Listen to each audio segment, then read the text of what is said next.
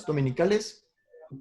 Ya el doctor ya recibió sus resultados del PUEM. No me toca dárselos, pero pues en general les fue bastante bien. El chief ya después les da a cada grado su lugar y las recomendaciones. Pero todos, pues yo sí, la verdad quedé bastante contento con todo el mundo. Una que otra, qué bueno, pero está bien. No me compete a mí tener las cuestiones en cuanto a sanción, pero pues no haría falta. Todos la verdad salieron bastante bien. Felicidades por ello. Vamos a empezar este modo de enseñanza que es nuevo, a nadie nunca le había tocado, pero tenemos que hacerlo. Acuérdense que el cirujano integral es aquel que, uno, sabe clínica, dos, sabe operar, pero también hay otros pilares en la cirugía. Acuérdense de la enseñanza, de siempre estar aprendiendo. Acuérdense que también el cirujano debe investigar, debe tener medicina de beneficencia y debe saber administrar. Si ahorita estamos un poquito con las manos atadas en cuanto a la clínica y a entrar a quirófano, hay que pulir y fortalecer los otros pilares y ya el quirófano llegará tarde o temprano. Pero, por favor, mientras tanto, hay que fortalecer la academia, la enseñanza, estar todo el tiempo leyendo para que no se queden atrás. Acuérdense que esto es a nivel mundial, entonces tenemos que estar al pendiente de la situación y al día. ¿Ok? Bueno, si nadie tiene ningún comentario, vamos a empezar la clase y vamos a ir puliendo poquito a poquito. Sale, Ricardo. Perfecto. ¿Ahí todos ven bien y me escuchan bien? Entonces, Vale. Perfecto. Entonces, empezamos. Vamos a hablar un poquito de embriología y fisiología de colon y recto. Bueno, principalmente de colon.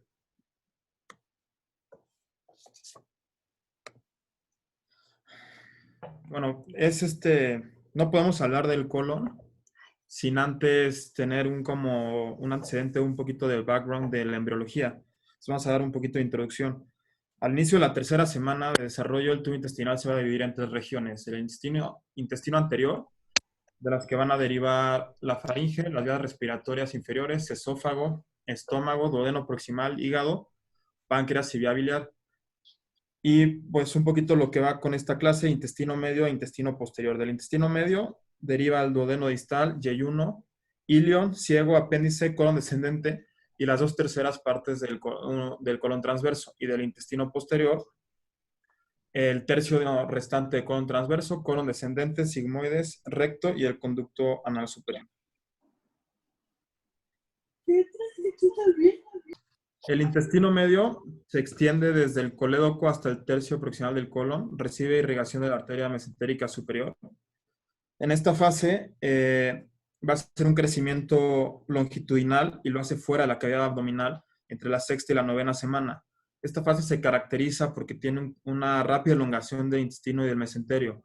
Entonces la cavidad abdominal no es capaz de alojar las asas intestinales por el rápido crecimiento y van a salir a través del cordón umbilical formando una hernia fisiológica. El intestino medio se ubica en el plano sagital y el vértice se encuentra hacia el conducto onfalomesentérico, o vitelino. El intestino va a girar 90 grados formando el asa vitelina, y en el segmento postvitelino va a aparecer la dilatación del ciego. Y a medida que se cierra la hernia fisiológica, el intestino vuelve hacia la cavidad abdominal, se produce un giro de 180 grados y el ciego va a quedar hacia la derecha. Y el segmento previtelino va a formar las asas intestinales y el postvitelino constituye la parte terminal del ilion y una parte del colon. Y realmente el colon va a ser un vestigio del desarrollo del ciego. En estas imágenes, al principio... Entonces, bueno, como pausa, ¿sí? llega a hacer pregunta de examen. En total, ¿cuántos grados gira el intestino? 270. 270 grados. O sea, llegan a preguntarlo mucho en los exámenes del consejo. Y un breviario o un paréntesis. A partir de ahora, colon y recto son dos cosas completamente diferentes. O sea, ya sé que muchos están acostumbrados a decirle colon desde la válvula cecal hasta el margen anal, pero a partir de ahora son dos cosas completamente diferentes. Colon llega hasta la unión rectosigmoidea y de la unión rectosigmoidea, promontorio o confluencia de las tenias hacia abajo va a ser el recto. También para cuestiones en cuanto a terminología. A partir de ahora, por ejemplo, una colectomía total, por ejemplo, no es quitar colon y recto, es nada más quitar el colon hasta la unión rectosigmoidea. Si hablan de una proctocolectomía, ya es recto y colon. ¿Ok? A partir de ahora ya tiene que ser la distinción entre colon es una cosa y recto es otra cosa, por embriología, por anatomía, por función, por cirugía, por todo. ¿Ok? Hecho. Sí, Bueno, en este esquema que puse aquí, se ve, no sé si alcanzan a ver la flecha, de este lado en la imagen A. Bueno, este esquema muestra los mesenterios y la fijación de los intestinos durante el desarrollo embriológico.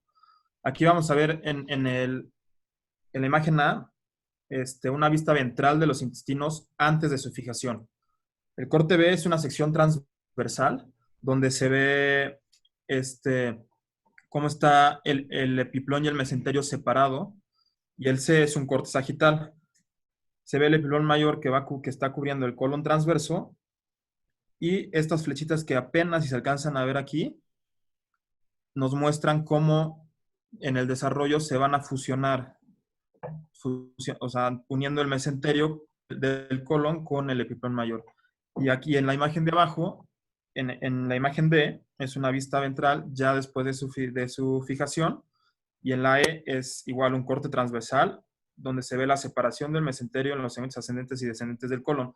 Podemos comparar cómo entre la B y en la E ya no se ve esta separación entre mesenterio y epiplón, y ya se ve completamente unido. Y en la imagen F, este es un corte, una sección sagital, y se ve igual como esta línea punteada nos muestra dónde fue la unión entre el epiplón mayor, que estas son las dos capas fusionadas, y el mesenterio del colon.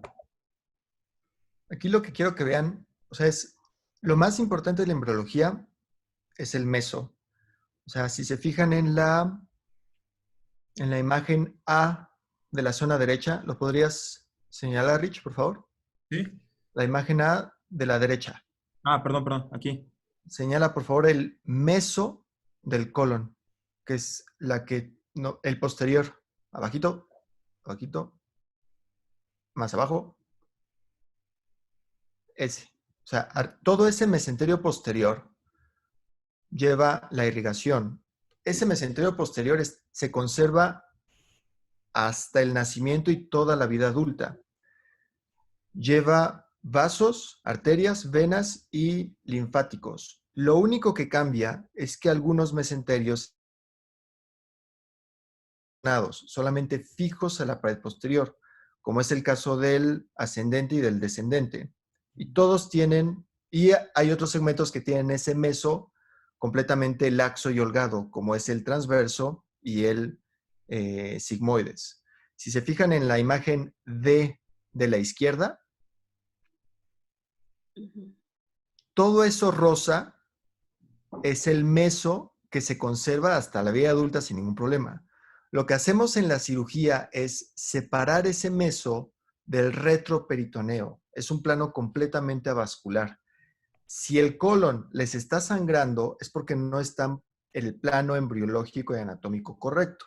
Lo que hacemos en la cirugía del colon y de recto es solamente separar estos planos embriológicos de la pared posterior.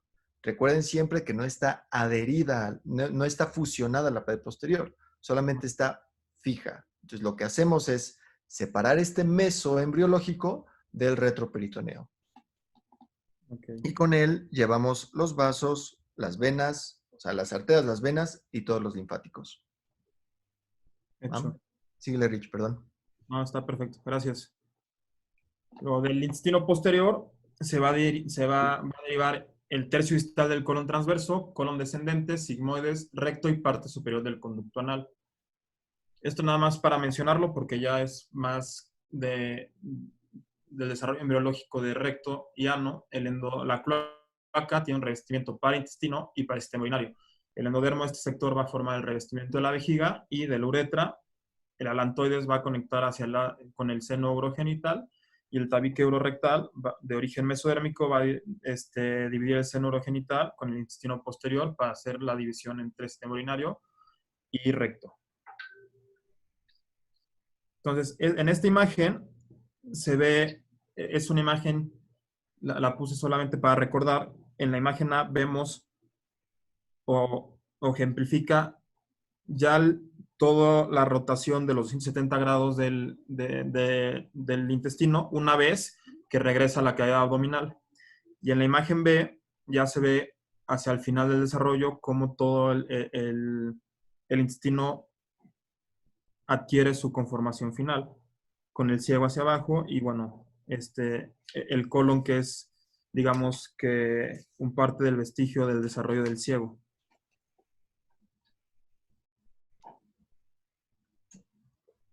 Entonces, y nada más como puntos claves para recordar, a la 7ª semana aparecen las células ganglionares del plexo mentérico de Auerbach.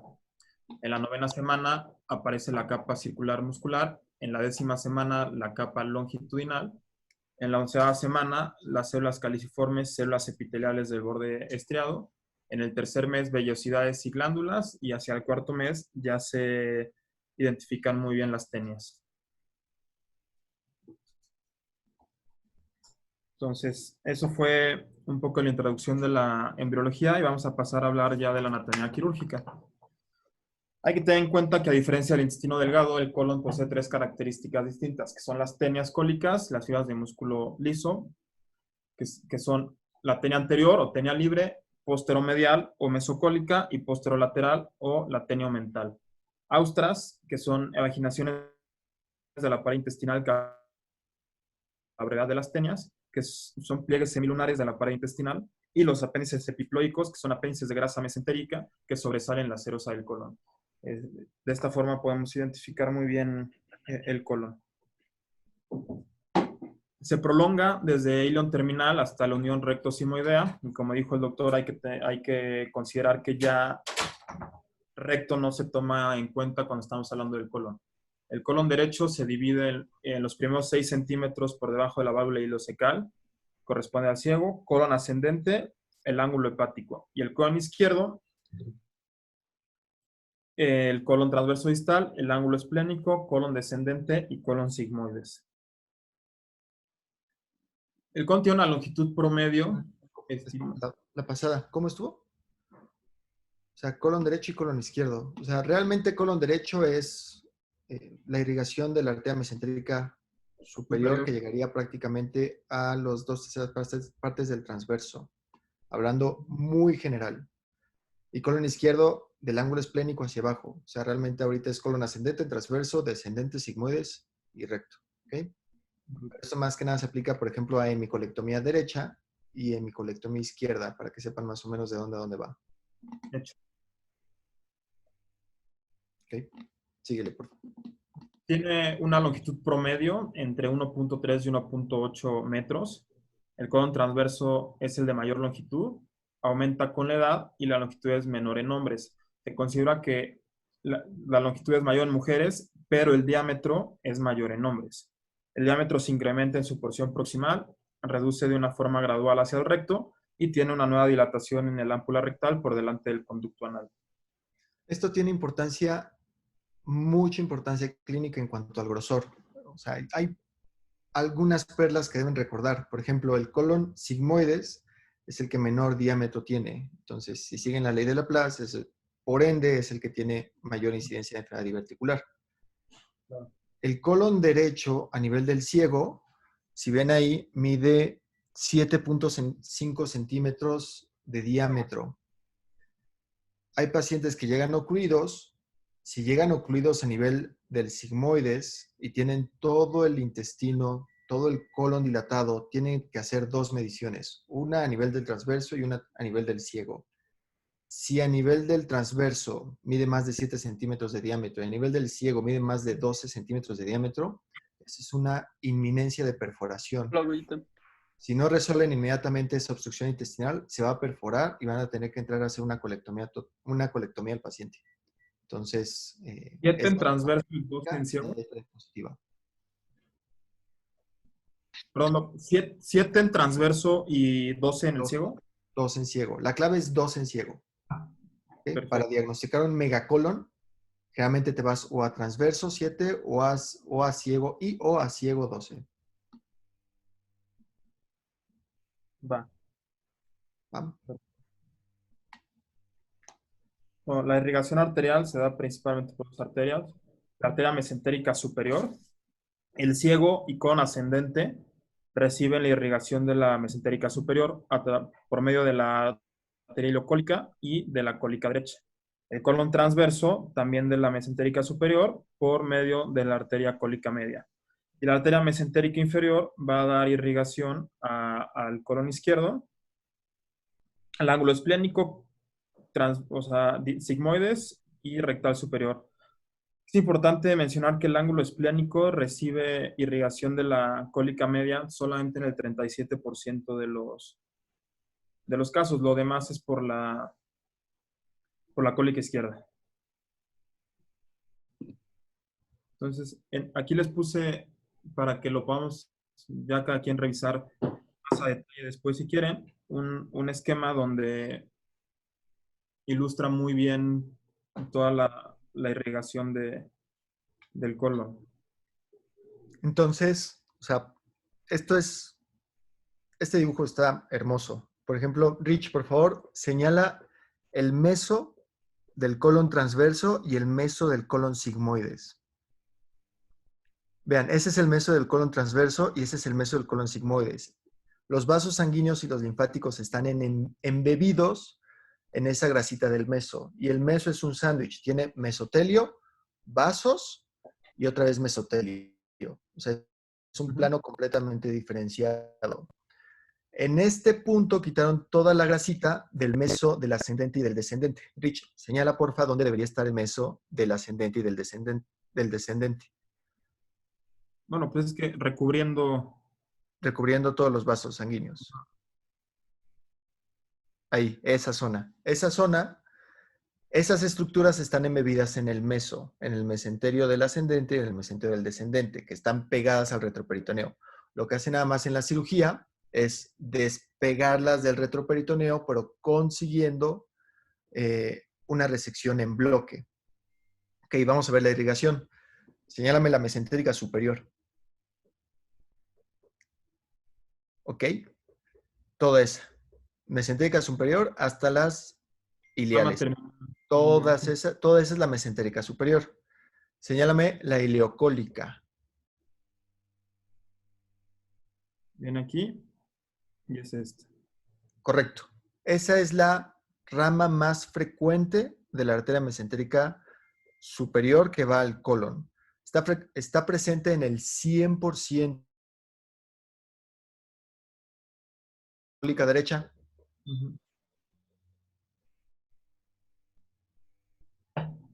Es pregunta de examen. ¿Cuál es la arteria de la rama mesentérica superior más infrecuente? La respuesta sería la cólica derecha. La cólica derecha, que llegue a estar ausente en él. No estoy seguro, pero no estoy seguro. Depende del estado de anatomía que lean, pero puede estar presente en el 40 al 70% de los pacientes. O sea, es la más inconstante. ¿Okay? Y después está la cólica media. Viene aquí que arriba. está presente en más del 95% de los pacientes, con la rama izquierda y con la rama derecha. ¿Recuerdan ustedes un caso, o sea, para hacerlo clínico, o sea, para hacer la clase más académica y didáctica, ¿recuerdan ustedes un caso de un cirujano oncólogo de Santa Fe en donde hizo una hemicolectomía derecha y de pronto el ilion terminal se puso morado? Sí. Okay. Lo Bueno, recordamos bien. no diga nombre ni mucho menos. ¿Qué es lo que pasó en este paciente? Señala, por favor, Rich, la ileocólica. Ok, esa es la ileocólica. Para hacer una hemicolectomía derecha, te tienes que ir inmediatamente abajo de la ileocólica. Rich, por favor, traza una línea que vaya unos milímetros abajo de la ileocólica. Hacia el colon derecho. Ok, ese es ahí empiezas la disección. Lo que pasó en este caso es que se fue unos cuantos centímetros abajo de la ileocólica, no se agarró el plano normal y se llevó, ¿qué vaso creen que se La llevó? terminal. La rama o las ramas terminales o el segmento terminal de la mesentérica superior. Entonces, por eso se isquemizó todo el ilion distal. ¿Ok? Es clave conocer la anatomía y la irrigación en la cirugía para saber por dónde meterse y por dónde no. ¿Va? ¿Dudas hasta aquí? No. Y entonces, seguimos pues. Ok. Entonces, un poquito más de la irrigación. La arteria mesentérica superior, queda la ileocólica, la cólica derecha, que va a irrigar ciego y colon ascendente, la cólica media, que va a irrigar colon transverso, ángulo esplénico en el 37% de los casos. La arteria mesentérica inferior va a dar la cólica izquierda, que irriga el ángulo esplénico y el colon transverso izquierdo, y da también ramas sigmoideas que van desde 1 a 9 arterias, y la rectal superior. Ahora, es importante mencionar que la ileocólica y la cólica derecha principalmente forman arcadas, de las cuales forman los vasos rectos que van a atravesar la pared colónica medial y van a ser vasos rectos cortos que van a ir por el borde mesentérico y vasos rectos largos que van a ir en el borde antimesentérico. Que van a llegar al borde antimesentérico. ¿Ok? Ajá. Todo viene del meso. Réstate la pasada. Aquí se ve perfecto el meso. O sea, ese meso, que es ese sándwich de mesotelio, grasita y vasos mesotelio, es el que lleva los vasos sanguíneos. De ahí va a irrigar todo hasta el borde antimesentérico. Las ramas pueden atravesar la grasita y los saquitos epiploicos. Entonces, estos saquitos epiploicos, por favor, no los vayan a cortar de forma indiscriminada en la cirugía. Lo he llegado a ver.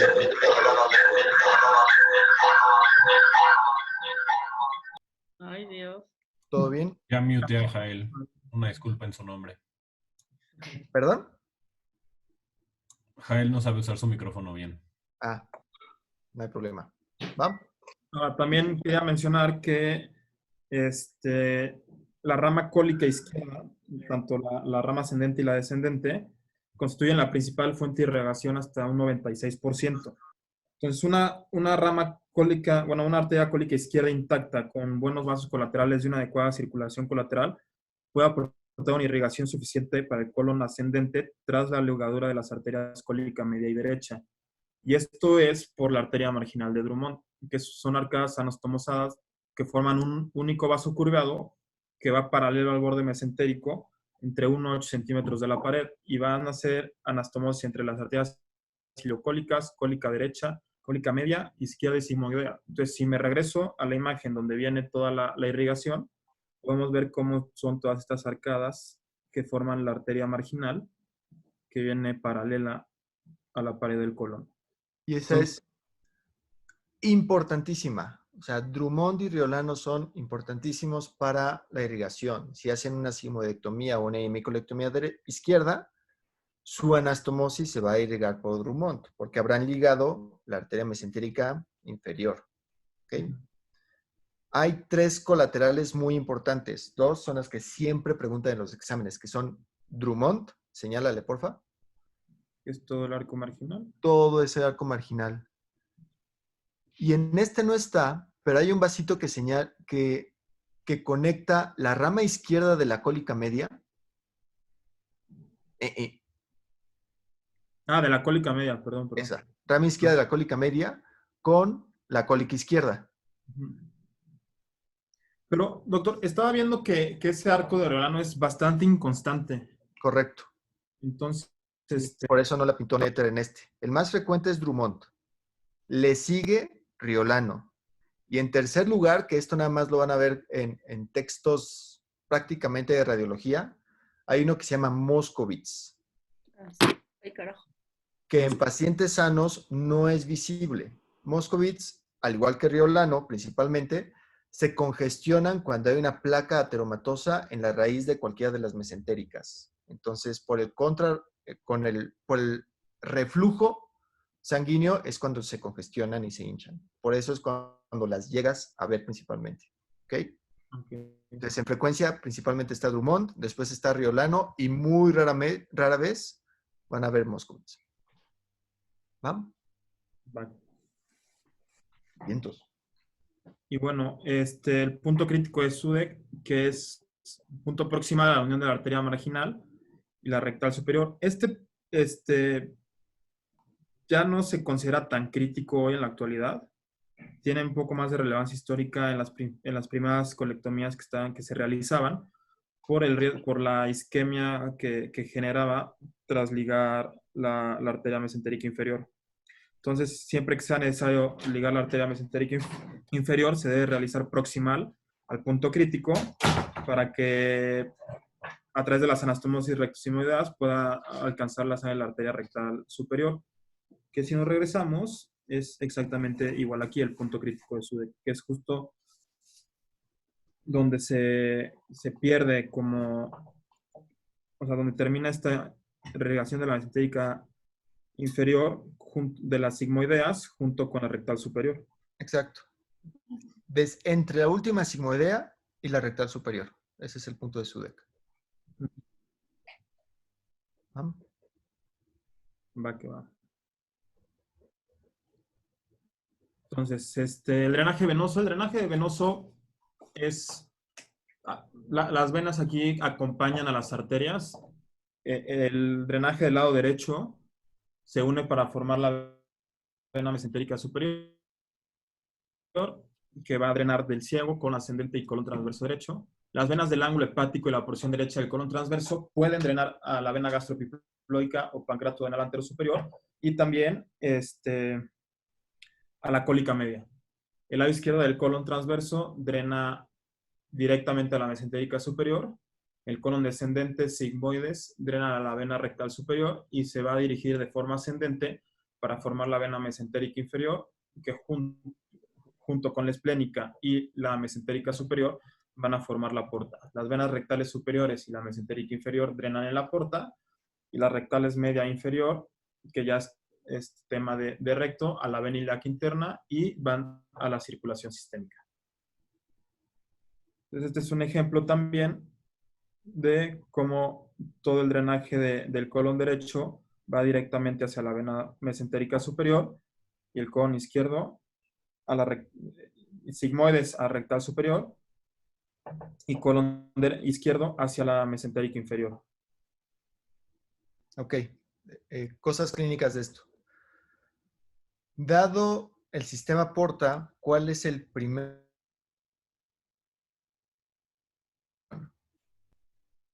¿Dónde van a encontrar metástasis? Hígado. Es el principal punto de metástasis. ¿Ok? Colon. Vámonos a recto. Dado el drenaje venoso de recto, ¿cuál es el primer punto de metástasis en frecuencia?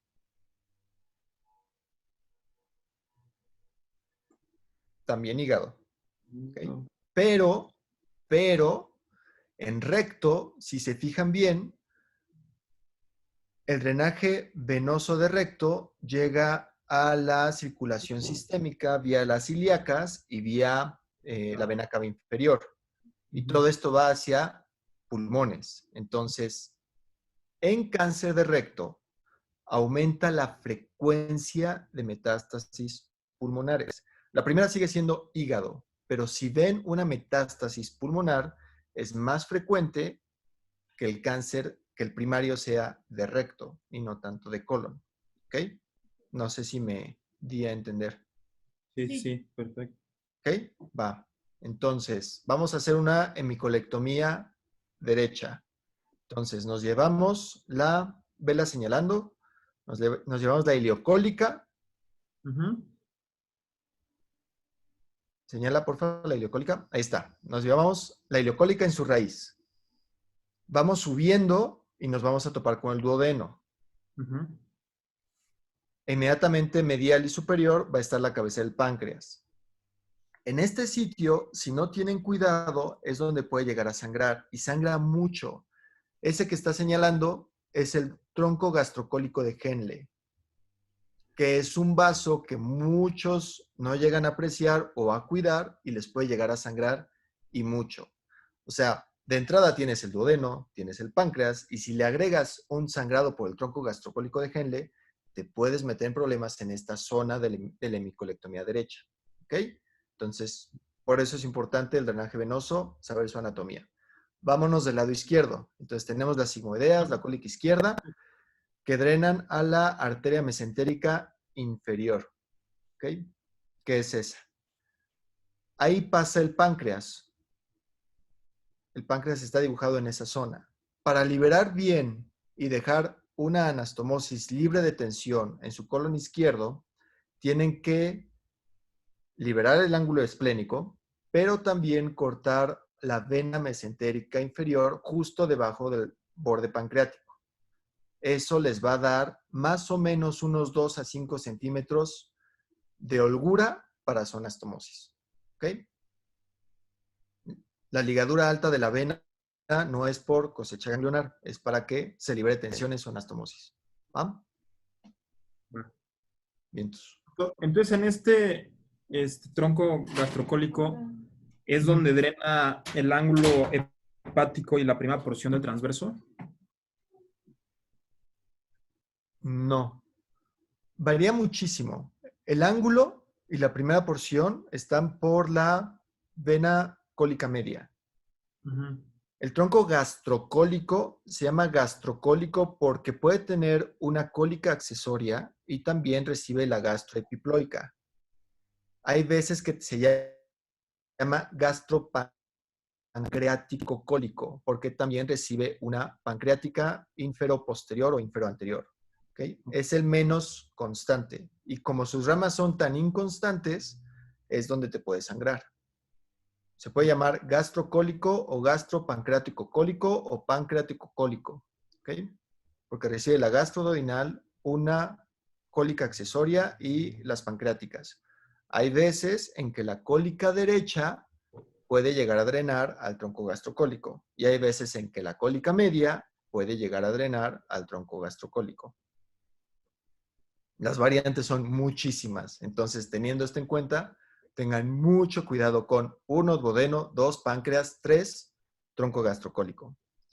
O sea, cuidado señale ese segmento, esa zona, porfa. Creo que en la siguiente imagen se puede ver mejor. A ver, Aquí. mejor, ok. Pero no viene como tal el tronco, pero supongo que es esta zona. En colon derecho, cuidado con esa zona. Es la zona que más tienen que cuidar. ¿Va? Ok. Bien.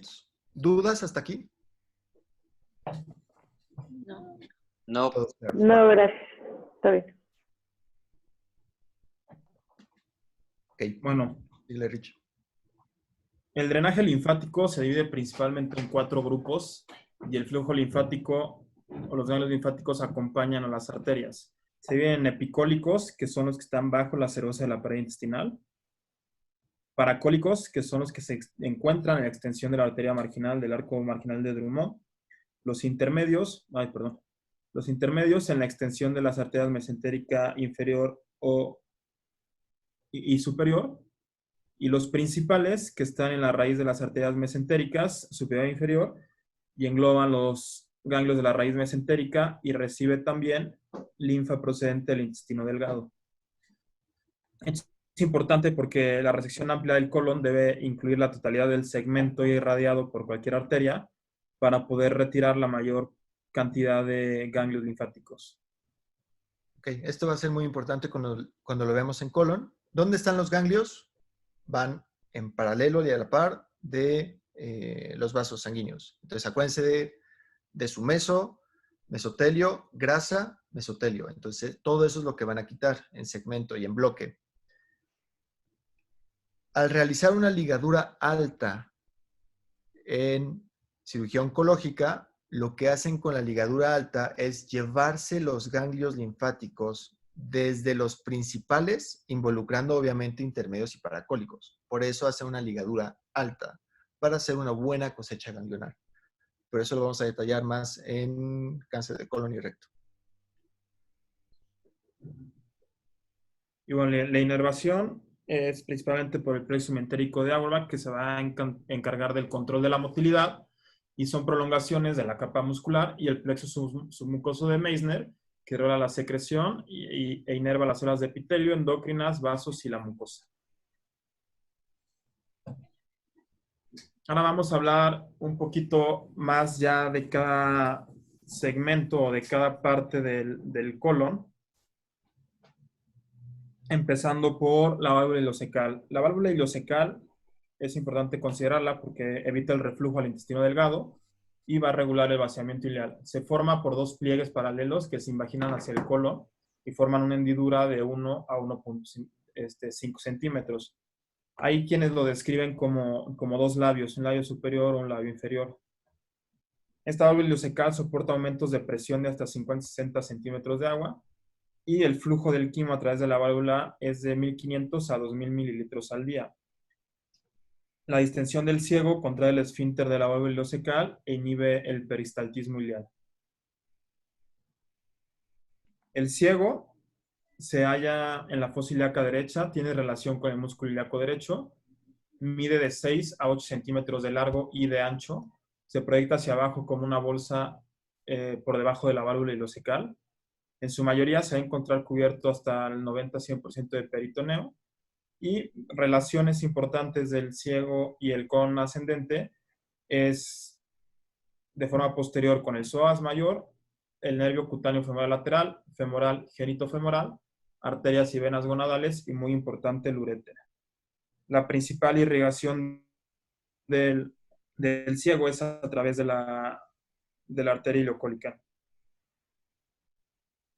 Entonces aquí vemos esta imagen para ejemplificar la irrigación del ciego y la disposición de la válvula ileocecal hacia abajo. La rama cólica se anastomosa con la cólica derecha, y la rama ileal de la intestinal terminal de la mesentérica superior. Entonces vemos aquí esta arcada de la ilocólica, la rama ileal y la rama terminal de la mesentérica superior, y la arteria ilocólica, que van a dar dentro de la arcada ramas terminales hacia el ciego y el colon ascendente. La arteria ilocólica se divide en dos ramas, que va a ser una cecal anterior y una cecal posterior. Y bueno, la vena ileocólica va a desembocar en la vena mesentérica superior. Aquí es importante como mencionar que la pared del ciego, como ya lo había mencionado el doctor, es mucho más delgada comparada con otros segmentos del colon. Como consideración quirúrgica o clínica, la diverticulitis izquierda, las lesiones suelen ser solitarias, a diferencia de que en el colon izquierdo son múltiples lesiones. De la rama terminal de la ilocólica varía muchísimo, ¿eh? O sea, las ramas terminales de la ilocólica no son preguntables porque son muy variables.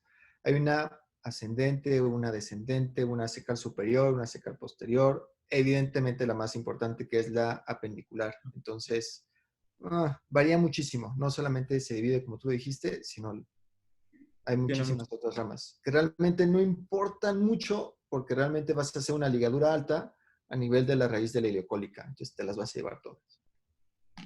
Okay. El colon ascendente se adosa a la pared corporal posterior y se recurre anteriormente de peritoneo. Se ha visto que hasta en un 38% de los casos puede ser móvil. Cuando persiste el mesocolon, la movilidad del ciego y el colon ascendente es mayor de lo normal, y se ha visto que hasta en 11% de los pacientes este mesocolon es tan largo que puede generar un vólvulo, y este se conoce como el síndrome del ciego móvil. Entonces, para que exista un vólvulo de colon derecho que es raro, se requiere la participación de un segmento colónico con una movilidad anormal, más un punto de fijación alrededor del cual este puede enroscarse o puede enrollarse fácilmente, y puede ser causado ya sea por fijaciones anormales o por adherencias. Ojo, Una fijación anormal, no es que persista o no el mesocolon. O sea, como ya lo vimos antes, el mesocolon ahí está. Lo que puede variar es su fijación o su adherencia al retroperitoneo. O sea, cuando no está fijo, obviamente es móvil y puede aumentar el riesgo de un volvulus. O sea, no es que persista o no mesocolon, es que persiste o no su fijación al retroperitoneo. ¿Ah? La membrana ovelo de Jackson, esta es una membrana que recubre la mayor parte del colon, es inconstante, puede contener un gran número de vasos sanguíneos y su formación puede deberse a la fijación incorrecta del intestino en su desarrollo al retroperitoneo. Y estas membranas de Jackson pueden constreñir el colon, reducir su movilidad y funcionar como punto de fijación y favorecer el vólvulo.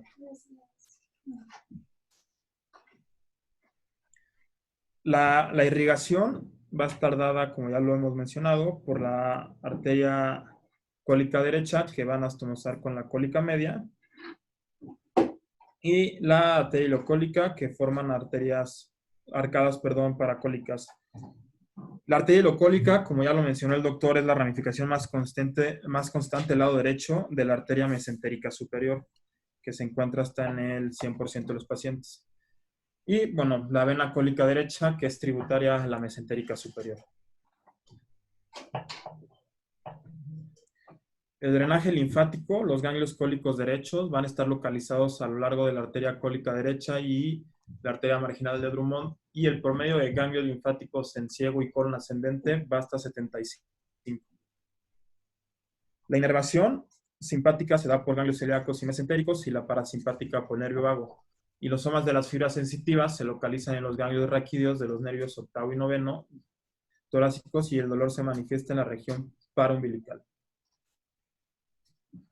Por eso, en la clínica, en los cuadros de apendicitis, el dolor inicia principalmente paraumbilical, y ya después que hay irritación se va migrando hacia la fosa ilíaca.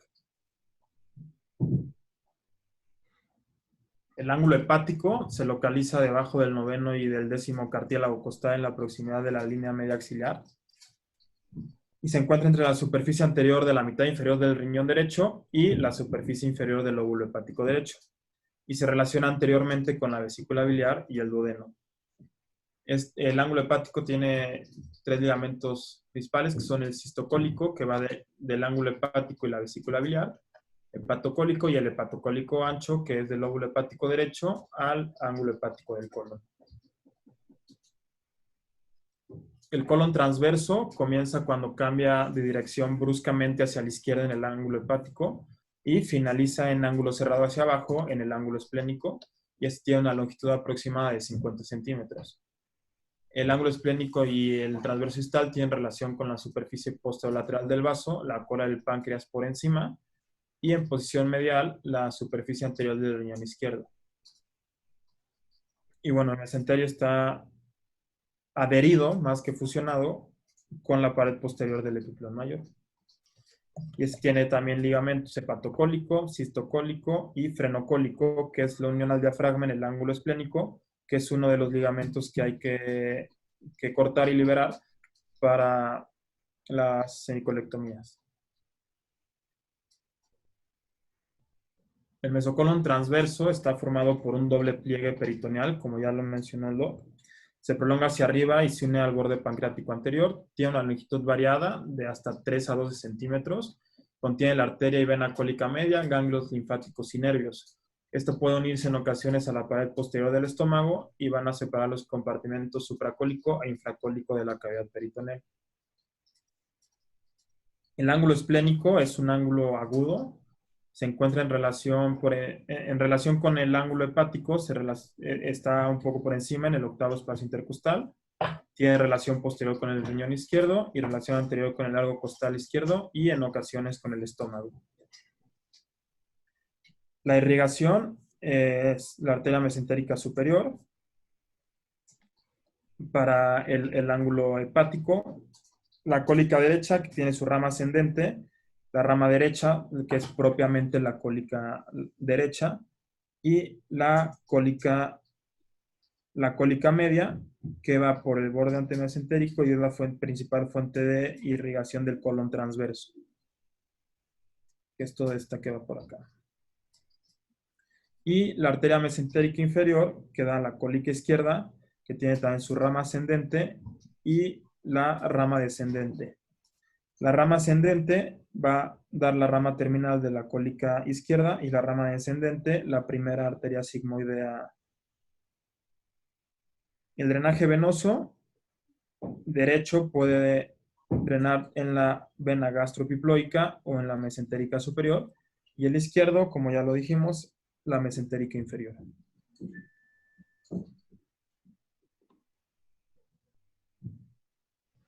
El drenaje linfático del colon derecho, los 2/3 proximales del transverso. Y los linfáticos acompañan a las arterias cólica derecha y media hasta los ganglios de la mesentérica superior, que tienen su drenaje en los ganglios aórticos y finalmente en el tronco linfático intestinal. Y el izquierdo, que es el tercio distal del transverso, acompaña a la arteria cólica izquierda y media hacia los ganglios linfáticos de la mesentérica inferior y drenan directamente en los ganglios lumbares. La inervación del sistema autónomo, las fibras simpáticas surgen igual de los ganglios mesentéricos superiores y las fibras parasimpáticas del nervio vago. El colon descendente, que está recubierto de peritoneo en sus caras anterior, lateral y medial, este carece de mesenterio, tiene una longitud aproximada de 25 a 30 centímetros de longitud y tiene relaciones anatómicas con el músculo cuadrado lumbar. Riñón, glándula suprarrenal y ureter izquierdo, los vasos gonadales izquierdo, el nervio ilipogástrico e ilioinguinal. No, ojo. Ya lo vimos. No es que carezca de mesenterio, por eso siempre hago la aclaración.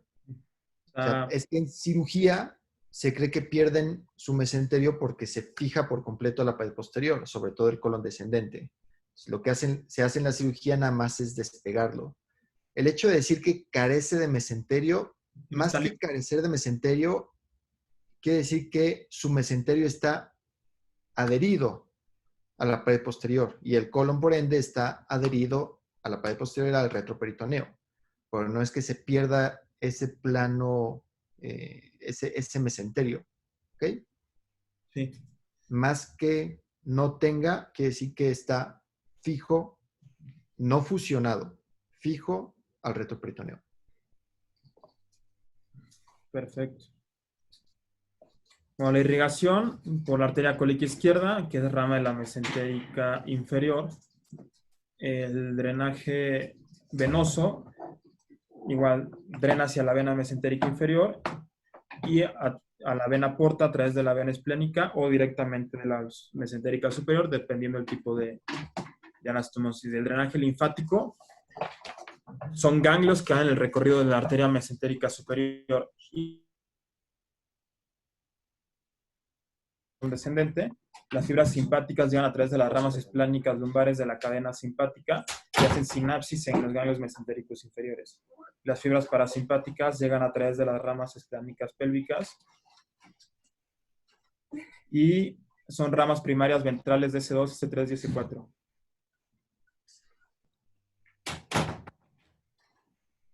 El colon sigmoides inicia a la altura de la cresta ilíaca, porque a partir de aquí el colon descendente ya se convierte propiamente en sigmoides y adquiere un mesenterio. Y finaliza en la tercera vértebra sacra. Esta va a tener dos porciones, que es la porción ilíaca, que está fija en la fosa ilíaca izquierda, que, bueno, no, igual lo mismo, no es que carezca de mesenterio, simplemente está fijo en la pared posterior, y finaliza en el borde pélvico. Perdón aquí la R que me comí. Y la parte o la porción pélvica que es móvil, que inicia en el borde medial del psoas mayor hasta la unión recto-sigmoidea. Y ese tiene un mesenterio anclado a la pared pélvica posterior, que va a terminar también o donde tiene una interrupción del mesenterio.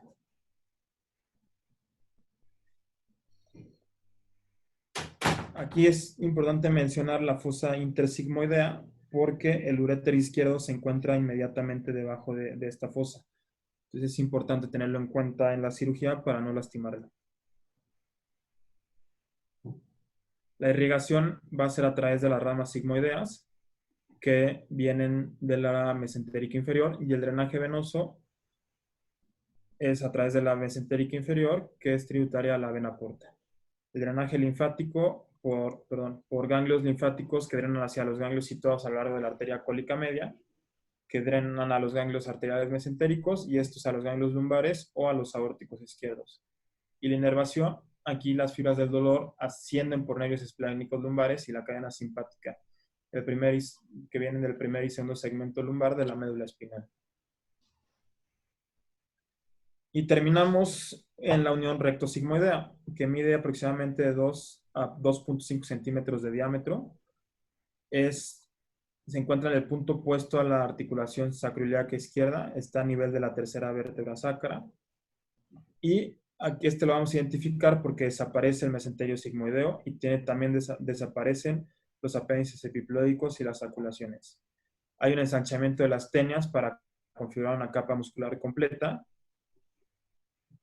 Y hay también un nivel de la división de la arteria rectal superior en derecha e izquierda. Tiene un pliegue rectal superior y también podemos ver que hay una transición de la mucosa rugosa del colon hacia la lisa del recto.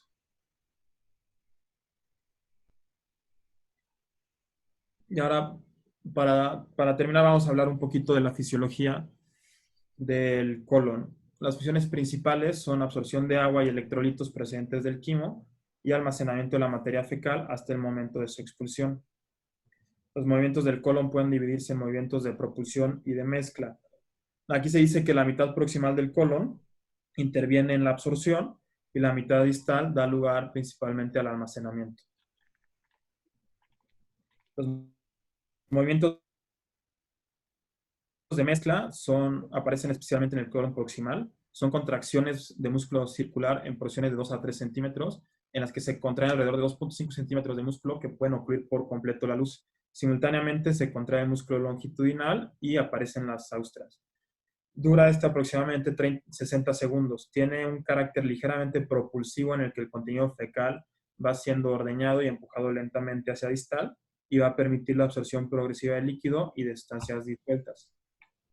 Aproximadamente todos los 1.500 a 2.000 mililitros que entran van a absorber hasta que queden 80 o 200 mililitros de heces para su evacuación diaria.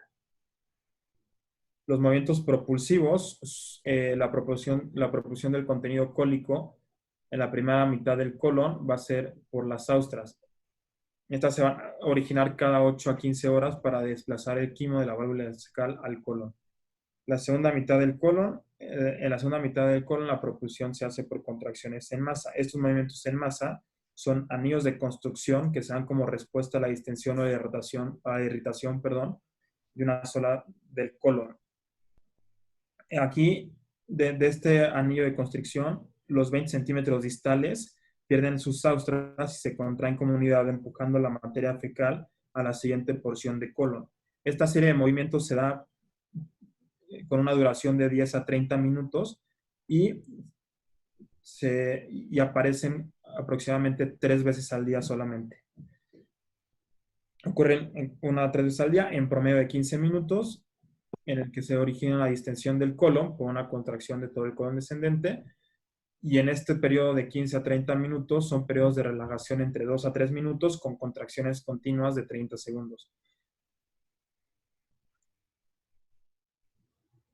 La función secretora del colon, es importante tener en cuenta que tanto la mucosa del colon como la del intestino delgado tienen criptas de Lieberkühn. El moco secretado contiene iones de bicarbonato. Esta secreción de moco está regulada por la estimulación de las células mucosas de la superficie interna del colon y reflejos nerviosos locales, como la estimulación parasimpática.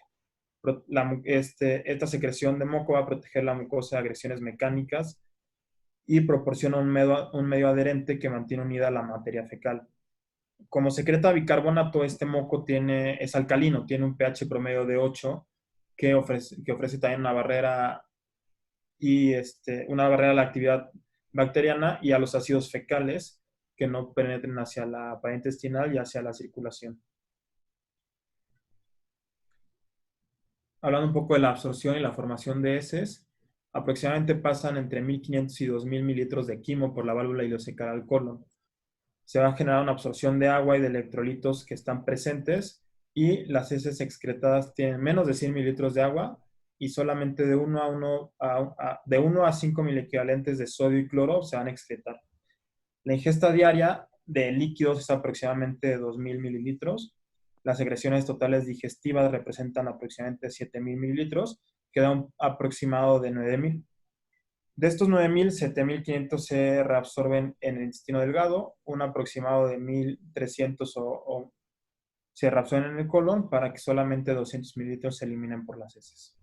Exacto. O sea, más o menos como cuánto llega al colon derecho de quimo. Como 1.500, 200, 1.500, 2.000 mililitros. Entre 1.500 a 2.000. Ok. ¿Y dónde se absorbe la mayor cantidad de ese quimo? En colon derecho. Perfecto. Entonces, en una hemicolectomía derecha con hilio transverso anastomosis, ¿cómo van a ser las primeras evacuaciones del paciente? Líquidas. Diarreicas. O sea, va a tener algo de diarrea. Entonces, el primer diagnóstico es algo completamente funcional. Antes de pensar en Clostridium, infecciones, etcétera, si el paciente está completamente asintomático después de una hemicolectomía derecha y empieza con diarrea las primeras evacuaciones, lo más probable es que sea algo completamente funcional. Al final, el colon residual se va a adaptar y va a hacer la función del colon derecho, ¿no? De acuerdo, sí. Entonces, la mucosa del colon posee una gran capacidad para la absorción activa del sodio, secreción de iones de bicarbonato al tiempo que se absorbe un número igual de cloro, y el bicarbonato ayuda a neutralizar los productos terminales de los ácidos de la acción de las bacterias. La opción de sodio y cloro va a crear un gradiente osmótico a través del cual la mucosa del colon favorece también la reabsorción de agua. En el sistema delgado, la absorción de carbohidratos, lípidos, proteínas y iones disminuye la osmolaridad del contenido intestinal, pero el agua aquí se mueve rápidamente al interior de las células intestinales para compensar este cambio. Y en el colon hay una secreción activa de iones de sodio hacia el contenido intestinal que se acompaña de un movimiento en la misma dirección del agua, favoreciendo así su reabsorción. Existen bombas de sodio-potasio en la membrana basal de los enterocitos que eliminan el sodio del interior de la célula hacia el intersticio e introducen potasio. El cloro se absorbe a través de la membrana del borde en cepillo en el ilion e intestino grueso por un intercambio de cloruro bicarbonato que va a dar una alcalinización del contenido intestinal. El bicarbonato se reabsorbe principalmente en duodeno y yeyuno y la reabsorción del sodio produce la eliminación de hidrogeniones por contratransporte. Estos hidrogeniones se combinan con el bicarbonato del quimo formando ácido clorhídrico y posteriormente se van a separar en bicarbonato y agua. El agua se reabsorbe y el bicarbonato se reabsorbe hacia la sangre y se elimina posteriormente por los pulmones. Existe una secreción de cloruro de sodio y agua hacia la luz intestinal por células inmaduras, enterocitos inmaduros, la cual ya se encuentran maduros.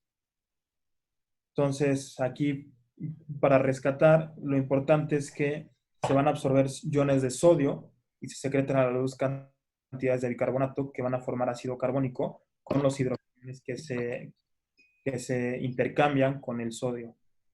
Se va a disociar en agua y CO2. El agua va a permanecer para formar el quimo y el CO2 difunde con facilidad hacia la sangre y posteriormente se elimina por los pulmones y va a haber una reacción, y así hay una reabsorción activa de bicarbonato para mantener adecuada alcalinización del contenido intestinal. Entonces, recapitulando, el colon ascendente es el que absorbe la mayor cantidad de agua. De los 1500 mililitros de quimo intestinal, solo se pierden 200 mililitros a través de las heces. La capacidad máxima de absorción de agua del colon es aproximadamente 5 a 8 litros al día. Si se sobrepasa esta cantidad, el exceso se elimina en forma de diarrea. Y en el colon ascendente existen uniones estrechas entre las células de la mucosa, por lo que existe una disminución en la retrodifusión del cloruro de sodio absorbido, a diferencia del intestino delgado. El colon secreta bicarbonato y reabsorbe cloro. Las vitaminas, y bueno, también es importante que las vitaminas del grupo B y K se sintetizan en el colon por acción de la flora bacteriana local. Y bueno, sería todo. ¿Cómo se nutre el enterocito? ¿Cómo que, perdón? Se nutre el enterocito. Vamos, no sé, Doc, la verdad. ¿Quién sabe? Por ácidos grasos de cadena corta. Correcto. ¿Quién produce los ácidos grasos de cadena corta? Esa no me la sé. No sé. Son las bacterias del colon, ¿no? Por degradación de fibra. Correcto. Entonces, he ahí la importancia de la fibra, he ahí la importancia de las bacterias dentro del colon. O sea, es una simbiosis cuasi perfecta. Entonces, no exagerar, por ejemplo, con los antisépticos intestinales y con los antibióticos, porque provoca una disbiosis. La disbiosis es un tema que está en boga y lo van a empezar a escuchar muchísimo. La importancia de la flora colónica en la salud del ser humano. ¿Va? Bueno, ¿dudas? ¿Preguntas? ¿Quejas? ¿Qué les pareció esta modalidad? Creo que funcionó bien, ¿no? Sí, Funcionó bien. Muy bien. Sí, creo que sirve mejor que Hangout. Sí. Va. Muy bien. Muchas gracias, Eder. Pues vamos a seguir haciéndolo. O sea, acuérdense que tienen que fortalecer todos los pilares de la cirugía. Acuérdense muy bien, o sea, clínica, manitas, enseñanza, aprendizaje, administración, beneficencia. O sea, si no pueden estar operando todo el día, al menos pónganse a hacer nuditos, al menos traigan su porta, sobre todo los R1 y los R2 empiecen a aflojar un poquito las manos, aunque sea lejos de quirófano. O sea, recuerden que esto es una pandemia mundial y todas las residencias y todos los cirujanos están igual. Entonces, por favor, no se queden atrás, no se atrasen y sigan estudiando. Aparte de que va a haber examen al final del mes, entonces no dejen de estudiar. ¿Va? Sí, mil gracias. Bueno, nos vemos mañana Mañana. en la clase de recto. gracias, Va. Doc. Gracias. Bye, gracias. Bye bye, gracias, Rich. Entonces me avisan. Gracias, Doc. Nos vemos. Bye.